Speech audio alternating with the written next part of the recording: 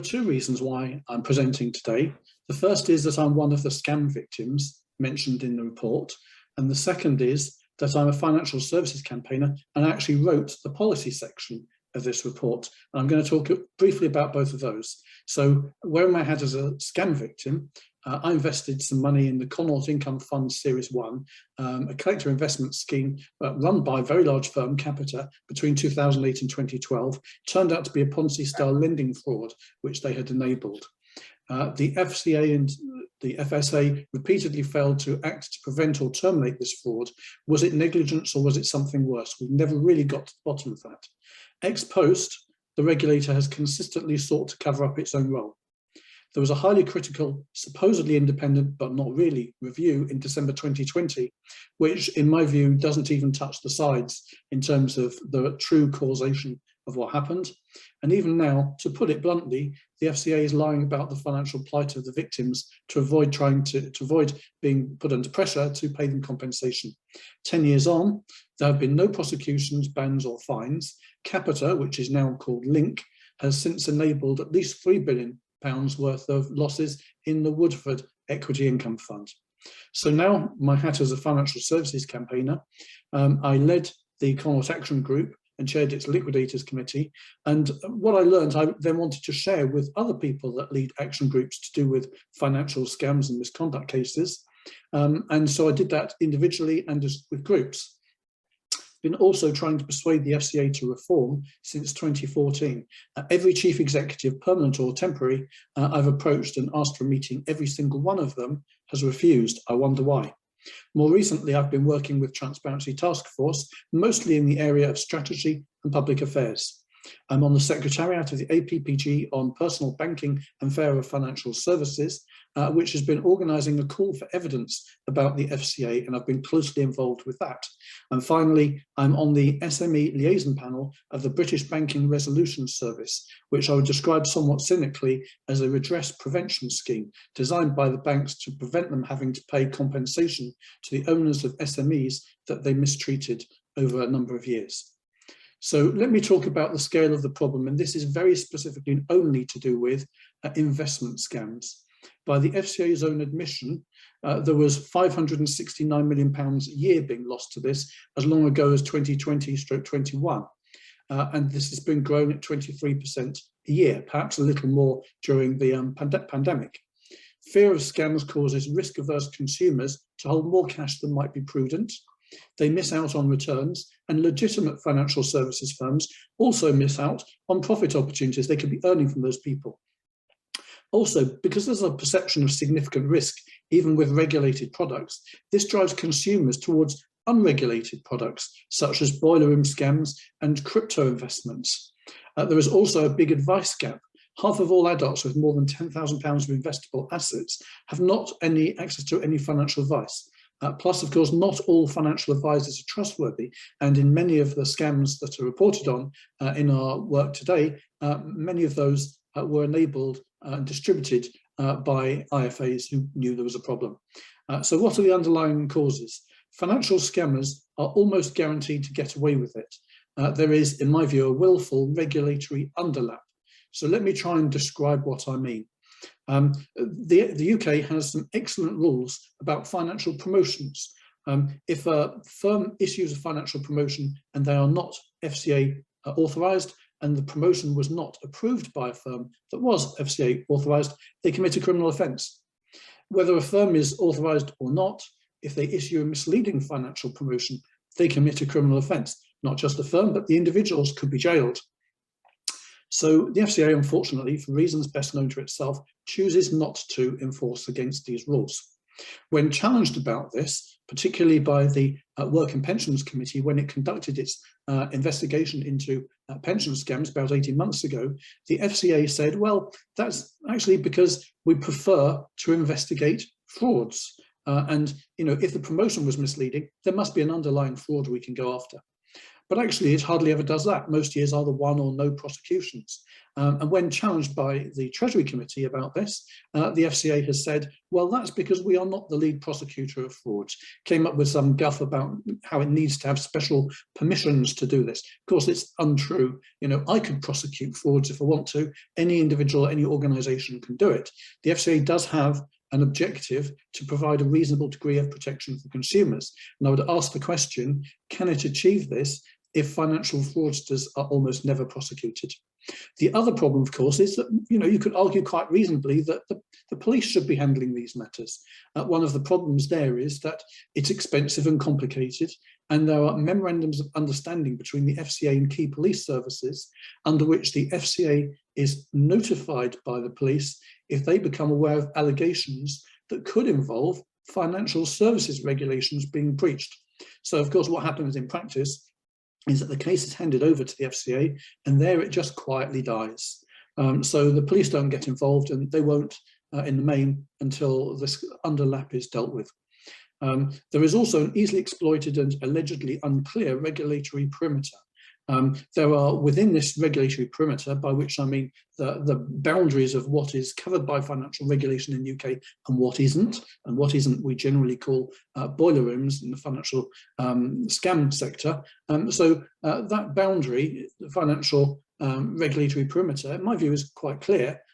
But there are what's known as cat flaps in it. So there are ways that people outside of the regulatory perimeter can behave as if they were within it. The first one is what's called approved representatives. So a firm or even an individual within the regulatory perimeter can choose to authorize or approve individuals and firms to go out supposedly on their behalf without those people having passed any exams, any qualifications, having any professional indemnity insurance. And very often, but not always, these people are perpetrators and distributors of frauds. The other one, which I've hinted at before, is that authorised firms can approve promotions for those that are unauthorised. And of course, if it turns out that the product was not as described, the defence of the firm that authorised or that approved the promotion is, well, we didn't know that these bad people outside the regulatory perimeter were not going to operate it as we described in good faith. Nothing to do with us, Gov. These things have to be dealt with. There is almost a total absence, and this is probably the biggest problem at the level of the FCA, of transparency, accountability, and financial liability. So basically, when the FCA screws up, it's the consumers that carry the loss, or sometimes it's socialised within the industry, but it's never the FCA that carries the cap. Now, the result of this is displayed very clearly in this slide. This is from Edelman, and it is that the financial services industry is distrusted more than any other industry, with the exception of social media. Of course, social media, no, there are no filters. So this is obviously a missed opportunity for the honest majority in the industry. I'm going to be blunt here and say I believe that the root cause is that the FCA is unfit for purpose, spectacularly so. It is, on a really good day, complacent, risk-averse and naive. So it's really not built to spot scams or deal with them. At worst, it's captured by the Treasury, the banks and other big firms. If you think that's an overclaim, you know, I'm happy if you drop me an email to talk about evidence I have that this is true. It's opaque and unaccountable to consumer interests.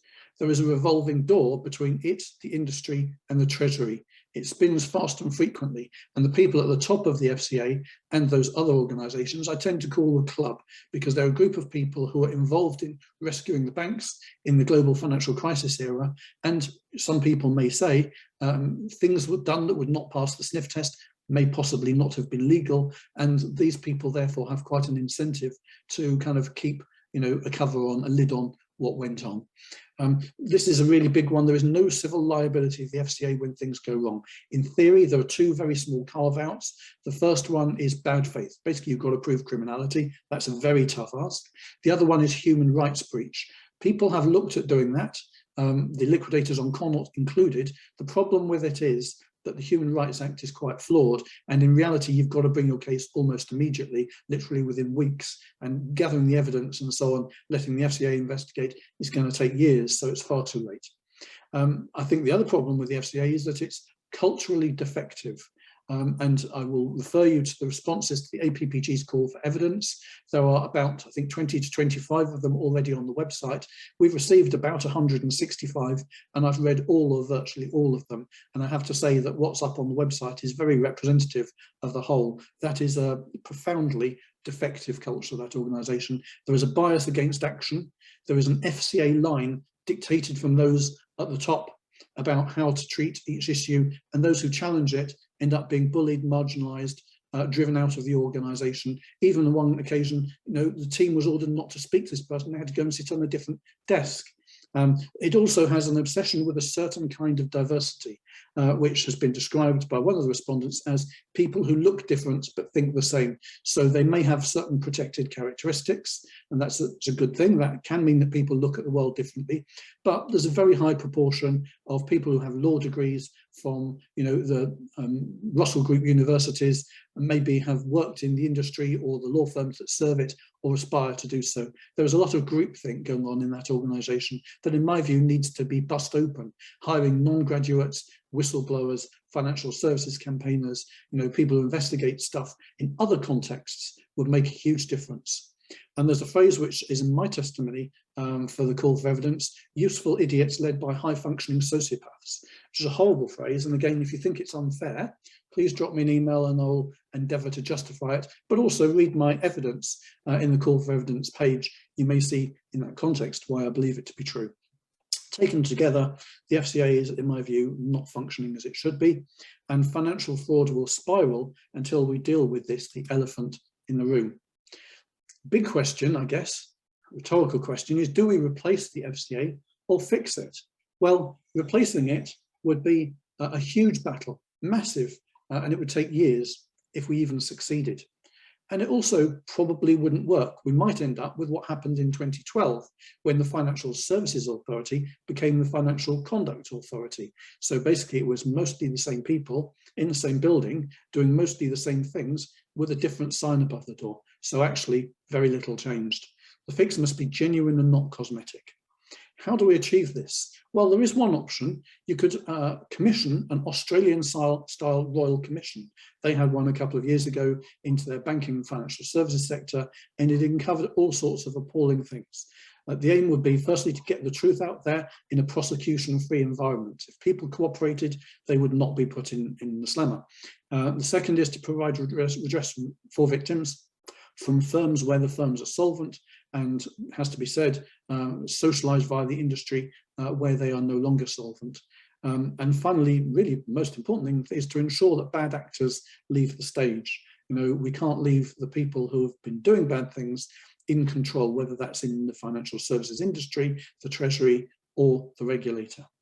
Option 2 is a British-style face-saving solution, a little bit of a fudge. And I'm going to talk you through that, but I will stress it must be genuine. It can't just be something that looks like the part but isn't.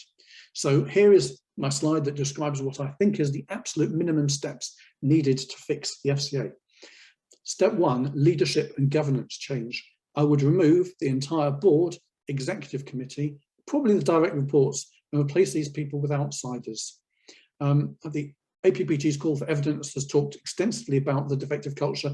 These people are responsible for it. Won't change while they're still there. 2 very significant pieces of evidence: John Swift QC's report about IRHP redress and the Walker-Sigismund Employment Tribunal, I've linked them in my presentation, have both confirmed long-held suspicions that the FCA dances to the Treasury's tune. It's supposed to be independent, but it isn't. And then the next thing we could do is to create an Australian-style oversight body. This is one of the action points that came out of their Royal Commission, an oversight body representing consumer interests that would ensure that the FCA behaved in the interests of consumers, users of financial services. And we have a proposal, linked to from my slides, about a Financial Regulators Supervisory Council. Please, if you get a chance, have a look at it. I really believe that that will solve much of the problem. Second thing we need is a duty of care owed by firms to consumers.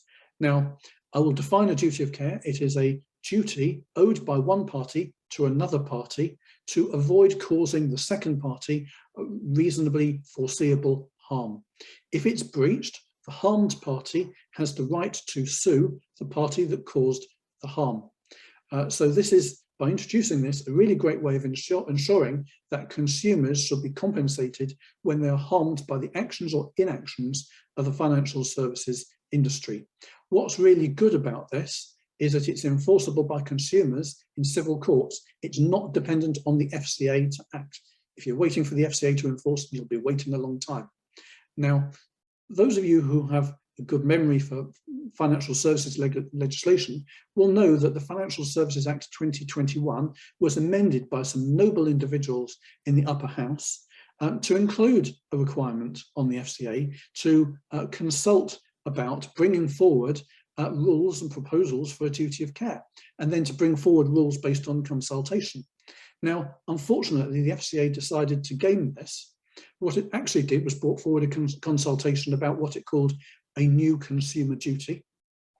It claimed that this consumer duty amounts to a duty of care. I bet you cannot find a lawyer that agrees with them.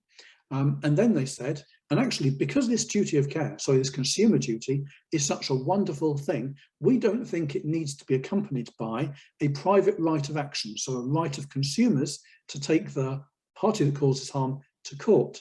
So basically, it sounds good, but it's of absolutely no value unless the FCA enforces, and the FCA almost never does that. So it's just, you know, a positioning statement, not anything of substance. I really think Parliament should insist that it gets a duty of care. It's not unreasonable. And it's unclear in law whose job it is to hold the FCA to account when this kind of thing goes on. The third thing we need is redress for regulatory failure, and this in a way is the mirror image. The FCA should compensate those who lose money due to regulatory failure. Ideally, this would happen in two ways. Firstly, there would be the ability to use the complaint scheme that already exists, but which the FCA deems cannot deal with compensation in such circumstances. And secondly, there should be unambiguous civil liability, again, because there can be risk, you know, whether justified or otherwise, that a complaints commissioner could be captured. If you can go to court and deal with the matter, actually you can have your day there and all the truth will come out. Now, the FCA has been consulting about proposals not to do this, but actually to frustrate the ability to do it. Ever since July 2020, we've been awaiting some proposals. Of course, 3,000 responses came in, mostly from consumer representatives, and those were all saying, you know, we really must have civil liability of the FCA. The complaint scheme must be able to pay out redress when the FCA lets people down or fails or is dishonest, any of those things. And the FCA, unfortunately, is publishing no proposals, you know, so we can't go to judicial review, we can't do anything until they get off the fence. The great thing about such a rule is that it would incentivize the regulator to perform its statutory functions to a high and assertive standard, because it doesn't want to keep being hit by lawsuits by consumers and group actions and having to pay out, and the industry then coming telling it off for having had to do this, putting up the levy that the industry pays.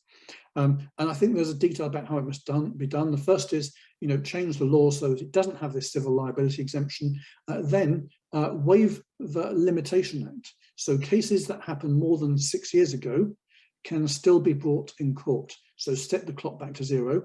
And there has to be, I would suggest as well, a simple way of dealing with payouts for legacy cases. The FCA knows what they are. Its problem is that the Treasury isn't giving it the means to pay up at the moment. So here is why it would work. Starting first with what I talked about, the clear out at the top. This would frankly destroy organisational memory and disorient employees.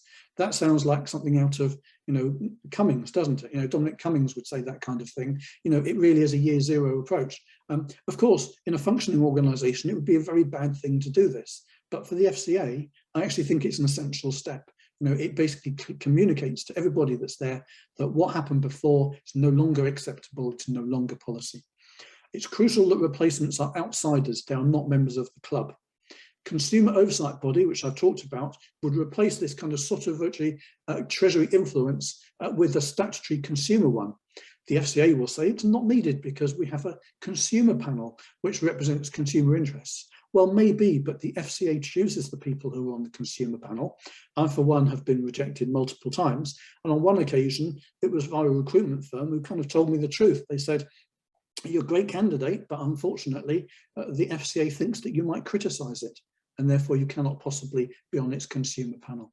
if you look at legislation, it's essentially a comply or kind of explain regime. The FCA should do what the panel say, or it should explain why it doesn't want to do so. So they have to be, or should be, constructive critics. That's the job. A duty of care would recharge the negative externalities of the misconduct of the bad people in the industry to all firms in the industry, including the good ones. The FCA civil liability would do the same via the regulator's levy. So these things would actually create a very strong incentive for the financial services industry to start lobbying, as we do, consumers, for effective regulation. Firms would no longer be able to dodge misconduct costs by hiding them in regulatory failure. Couldn't just blame the FCA. Firms' economic interests would be aligned with consumers, and there'll be payouts for legacy victims. This is actually essential. Of course, you'll probably think, he's going to say that, isn't he? Because he's one of the legacy victims. He wants a payout. Well, yes, I do. But actually, I believe it is impossible to fix the FCA while it's still trying to deny historical failings. The first step in fixing the problem is to admit that it exists. And if the FCA is constantly having to pretend that past failings didn't occur, because it doesn't want to have to pay out, doesn't want to have political pressure to pay out, then it's never going to fix those problems. It's a good investment of money. So how can you as parliamentarians make all of this happen? The Financial Services and Markets Bill, a new one, the first since the year 2000, is about to be laid before Parliament. The rumours are it could be published and there could be a Mansion House speech on the 19th of July. Of course, it's possible that this could be delayed because of changes to the Conservative Party leadership and hence the Prime Minister. I don't know. Briefings suggest that it will contain some good stuff. Redress for authorised push payment fraud. Victims will become paid out mandatorily, which is a good thing. Solvency II, which is a form of systemic regulation of insurers, will be replaced. That could be good or bad, depending on what it's replaced with. Regulators will be obliged to promote the industry. That's, in my view, a very bad thing that is likely to come out of the Financial Services and Markets Bill. And the real irony, as I've tried to describe during these slides, is that if you genuinely want to improve the lot of the financial services industry, of the honest majority in that industry, what you would do is raise the level of confidence consumers have in transacting with it. So that would mean cracking down on the bad behaviour and ensuring that when things go wrong, whether it's the firm or the regulator that's to blame, that consumers are compensated. Now, this is not crazy logic that I'm using here. It's common sense, I think. So opportunities to amend this bill, of course, you guys will have some chances to do that. The three things that I've outlined on the previous slide about leadership change, governance improvement, about duty of care, and about civil liability of the FCA are exactly the kind of things that could be introduced via amendments to that bill. Also, you might want to consider extending the tribunal system to resolve disputes between SMEs and their banks, where there is a huge imbalance of power and information and resources, and perhaps also some of the bigger consumer financial services complaints. That might actually help the FCA because it would take some of the enforcement stuff off its desk. So there are some other upcoming legislative opportunities that may be of interest and could be used for good purposes. The first is the draft audit reform bill. As it stands, I think it's largely a useless piece of legislation because what's proposed will not significantly amend the way in which auditors behave. A way you could amend it would be to insist that a duty of care is owed by auditors to all who might reasonably be expected to rely on their work. So that might mean investors in the collective investment scheme, shareholders in the publicly quoted company. It would mean redress for listed firm shareholders, customers of investment scams. Auditors, of course, would be required to insure away this risk. Their premiums would depend on their track record, the firm and the individuals.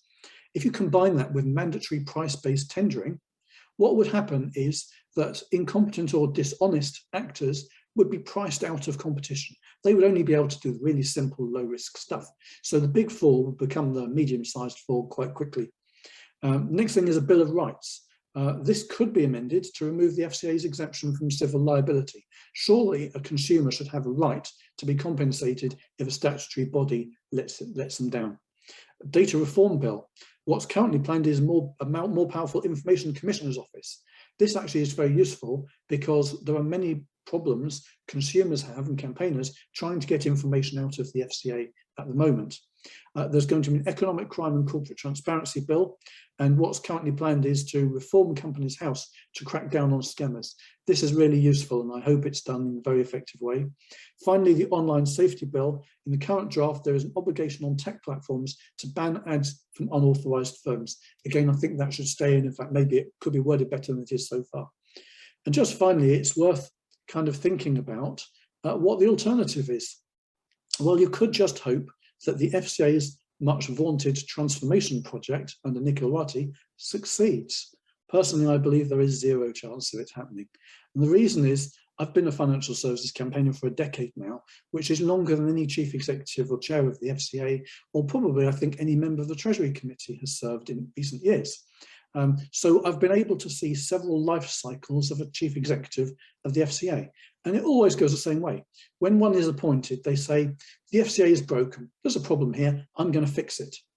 When they've been there for a while and it's not really working, they say, you, Parliament, need to give me more powers, then I'll be able to be more effective. And when that's done, and stuff still keeps happening, the FCA will be desperate to persuade parliamentarians that the events complained of predated those new powers, even if they didn't really. And then, of course, that chief executive goes and a new one comes in, says the FCA is broken, I'll fix it. Next reason why I believe the transformation project will amount to, frankly, nothing is that the first person given the job of running it is Megan Butler. She was an individual who was absolutely at the centre of the London Capital and Finance and Connaught regulatory failure cases, and others besides. Spent pretty much her entire working life in the FCA and is absolutely immersed in the culture, and her fingers are all over all of the key decisions. Not unreasonably, the Treasury Committee, in its investigation into LCF, criticised not just the appointment, but the fact that it was made without advertising the job externally and considering, external candidates on their merits. And then what happened was even more bizarre. When she decided to leave, the programme was added to the duties of an already embattled and recently hired member of the FCA's senior team, Emily Shepherd. She's in charge of authorisations, where there are big delays and all kinds of firms that shouldn't be authorised and people shouldn't be authorised are getting through within the regulatory perimeter.